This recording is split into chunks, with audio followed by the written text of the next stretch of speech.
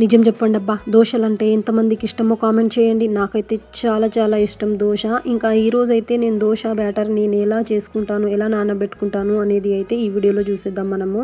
1 cup మినపగుండ్లుకి 3 కప్పులు అయితే బియ్యం అయితే యాడ్ చేసిన అనమాట. 1 స్పూన్ అయితే చనదాలు కూడా వేసిన అనమాట. మెంతులు ఉంటే మెంతులు కూడా వేసి నానబెట్టవచ్చు అనమాట. నా దగ్గర లేదు కాబట్టి నేను వేయలేదు.